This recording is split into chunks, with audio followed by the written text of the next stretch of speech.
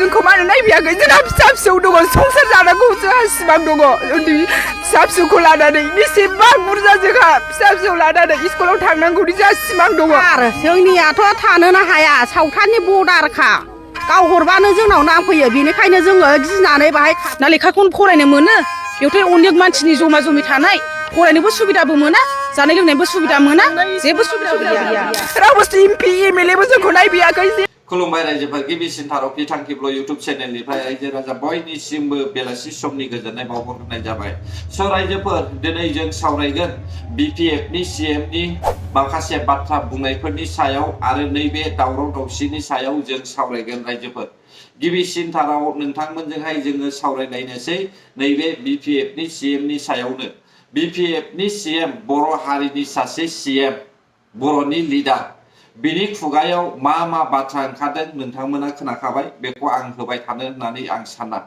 रायजोफोर हाया जोंनि जायगायावनो जोंनिखा ना बे जोंनि जायगायावनो जोङो बुथार जादों गुबुन हारिजोंहाय गावजों गाव नङा दा जागायजेननायानो सुरुनिफ्रायनो बिसोरनो जागायग्रोखायो मानोना जोंखौ मेगन सायो थांनाय 17 थारिखआवहाय जोंहा बागुरुम्बा मोसादोंमोन बे बागुरुम्बा मोसानाया सारा मुलुगावहाय गोसारबाय बेखौहाय नुनानै बिसोरो मेगन साबाय फारसेथिं BPFनि CMआ ST होनो होननानैहाय खोथा होनानै दोनबाय बेबो रिजेक्ट जाबाय हा फाथा होनायनि बाथ्रा बुंबाय बेबो रिजेक्ट जाबाय अब्ला बेखौ लानानैसो ना बिथांमोना दावराव खालामदों नंगौना नङा रायजोफोर दिनैहाय बे कारायगावनि साहा जानाय जाथाय जे लामायावहाय जाथाया जाबाय बे लामाया सुनसान आरो सुनसाननि जायगायावहाय बिसोरो गारिखौ लाखिनायनि सिगांनो अन्थाइया खुबैग्रोयोब्ला अब्ला बे गारिया थाथ'गोन नामा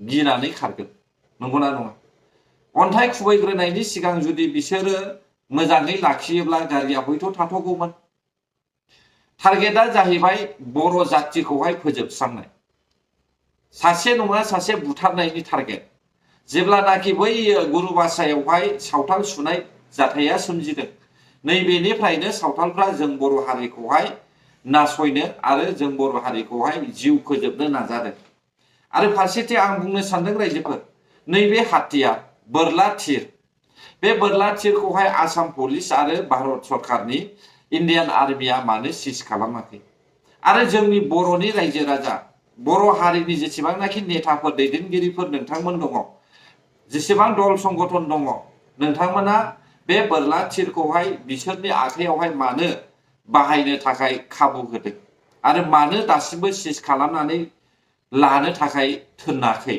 नैबेखौहाय आङो सानदों रायजोफोर जोंनि बर'नि आखायावहाय लावथि गंसे थायोब्लानो आसाम पुलिसा बेखौ बादा होयो बर'नि आखायाव सिखा गंसे थायोब्लानो इन्डियान आर्मिया बेखौ हमनो नागिरो अब्ला बैसोरनि जे आखायाव बोरला थिर दङ नैबे बोरला थिरा मा होनना बुङो नायगार नायगार गावनानैहाय थैया माया बाब्राब गोबां खस्थ'नि गेजेरजों थैग्रा मोनसे बुस्थु बियो दा बेखौहाय नुसेयावबो जुदि आसाम सरकार आरो जोंनि बर'नि दैदेनगिरि इन्डियान आर्मिया जुदि हमाब्ला अब्ला जों गिनो गोनां जाखागोन नंगौना नङा जोंहा आखाइ खालि बिसोरहा आखायाव हाथियार दङ अब्ला मानो जों गिनाङा नंगौना नङा रायजोफोर इसलिए मैं ये भी कहना चाहूंगा दोस्तों आप लोग सोशल मीडिया में जो गलत तरीके से दौल बजा रहा है ना जो मैसेज दे रहे हैं हम बोडो बाचियों आसाम में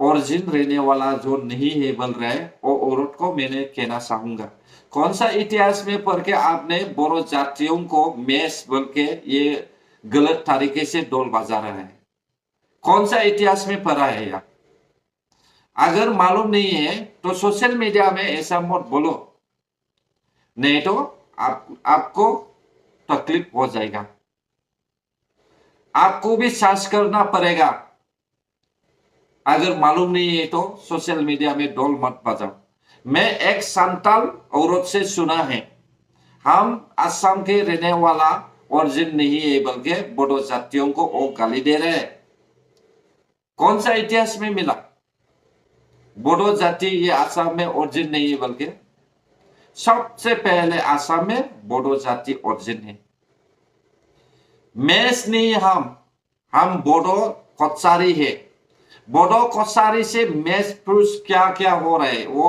हमें पता नहीं। सबसे पहले हम बोडो ही है। बिना सोचे समझे सोशल मीडिया में गलत तरीके से डोल मत बजाओ, ठीक है ना। तुम लोग कह रहा है कि वो शोर है, शोर नहीं है। शोर को पकड़ने से पहले पत्थर मारेगा तो वो शोर नहीं भागेगा।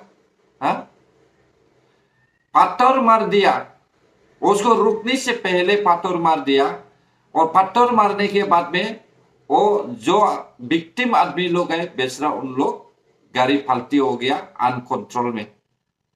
तो गाड़ी पलटी होने के बाद में उन लोग उसको घेर के अच्छी तरीके से मारा, लेकिन वहां पे बोडो जातियों का आदमी भी था। लेकिन उन लोग क्या इंसान नहीं क्या? अपना जाति को रहम नहीं कर रहा था क्या? हाँ, बेयाव बर'फोरबो दङमोन, नाथाय बे बर'फ्राबो बिसोरखौ हमथानो हायाखै। मानो हमथायाखै? सोंग्रोमोन सिखाव नंगौना नङा? हाँ, जुदि लाखिनायनि सिगांनो अन्थाइ खुबैयोब्ला बे खारखागोन। जे जायगायावहाय सुनसान जायगा, बे सुनसान जायगायावहाय जुदि अन्थाइ खुबैयोब्ला, थिर लानानै होसोयोब्ला मानो खारा जानो? मानसिखौ मोनबाय मानो नायगार नायगार बुथारखो? सोंनायनि सिगां मानो बुथारखो? गोलैबाय, एक्सिडेन्ट जानानै गोलैखाबाय, मानसिफोरखौ मोनजोबखाबाय, हमनानै सोंमोन मानो डाइरेक्ट बुथारखो? टारगेटआ जाहैबाय बिसोरा बर'खौहाय बुथारनायखा। बेनिखायनो बिसोरो बेबायदि खामानिखौ मावदों। मेन जाथाया जाहैबाय जेब्लानाखि गुरुबासायावहाय बे जाथाया जादोंमोन सावथालफोरजों सावथालफोर, नैबेखौनो लानानै बिसोरो बर'खौ दाय खालामबाय थादों। आरो बेखौनो बुंनो सानो आङो, আমার অসমত যিমান পুলিশ প্রশাসন আছে, এই কিবা সাঁওতাল হাতত যি হাতিয়ার আছে, অস্ত্রবিলাক আছে, এইটো কিয় চিজ কৰিবৰ পৰা নাই? সকলো অসমত পুলিচ মই অনুৰোধ কৰিম বুলি ভাবিছো, এই কিবা হাতত যে কিবা অস্ত্র টস্ত্র আছে, নিজৰ নিজৰ বনায়া অস্ত্র আছে, আমি চিৰ বলে কয়, বৰলা বলে কয়, এই বস্তুটো কিয় চিজ কৰিবৰ পৰা নাই? আমাৰ বড় জাতিৰ হাতত কিবা একটা অস্ত্র থাকিলে, লাঠি থাকিলে, কিবা দাও থাকিলে আপনি মানা করে আমার কিবা ধরিবলে বিচারে, কিন্তু এই সাঁওতাল জাতির হাতত যে আছে এইটো কিয় চিজ কৰিবৰ পৰা নাই? আমার আসামৰ টাকা সাঁওতাল বিলা এই বস্তু লবার নাপায়।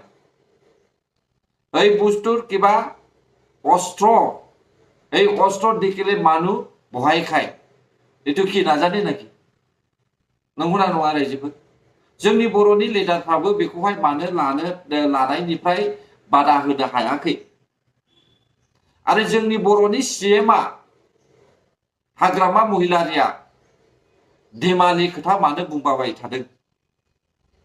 आरो आंबो खोनानो मोनदों रायजोफोर, कारायगावनि साहा थानाय सावथालफोरखौ सिगांहाय प्रमेला रानी ब्रह्मआनो थानो थाखाय खाबु होदों होननानैहाय। दिनैबो बिसोरो सावथालफोरनि जायगायावहाय थांनानैहाय सावथालफोरखौहाय खबर लाहैनाय जोङो नुनो मोनदों, प्रमेला रानी ब्रह्ममोना। अब्ला रायजोफोर नायदो, बर'जों बर'सो माबायदि? सासे सीएम जानानै सीएमआ जुदि खामानि मावनो हायाब्ला, सीएमआ जुदि दावराव दावसिनि मालिक नङाब्ला, सीएमआ जुदि बेयावहाय जेबो लोब्बा गैयाब्ला, सीएमआ जुदि बर'नि थाखाय रैखा खालामनो हानायनि माखासे खामानिखौ मावनो हानाय पावार गैयाब्ला मानो सीएम जाखो? ना रायजोफोर, मानि खारनै सीएम जाखो? बेखौथ' जोंनो बुंथारनांगोन ना? नोंथांमोनाबो सानदो, जायफ्रा बिपिएफखौ भट होदोंमोन, नोंथांमोना सान। आरो जुदि बेबायदिनो सोलिबाय थाबावोब्ला हयथ' जोंनि बर'नि गेजेराव बे जाथाया सोमजिबावगोन। मानोना जुजिनानै थाखानायसो बिसोरो रायजोफोर, मिथिबाय दा? जुजिनानै थाखानायसो। बेखायनो आं सानो दावरावा जाहाथे सोमजिया, बेखौ मोजाङै मोजां जोंनि बर'नि दैदेनगिरि लिडारफ्रा नायबिजिरनानैहाय इलिगेल हाबनानै थानाय जायफ्रा मानसि दङ बेसोरखौहाय आयेन मथे होखारनायनि गोख्रैनो राहा लानांगौ। অশেষ ধন্যবাদ দিছো, কাৰণ আমি যোৱাকালিৰ পৰা जय बहु बर' हारि। अप्रीतिकर घटना होने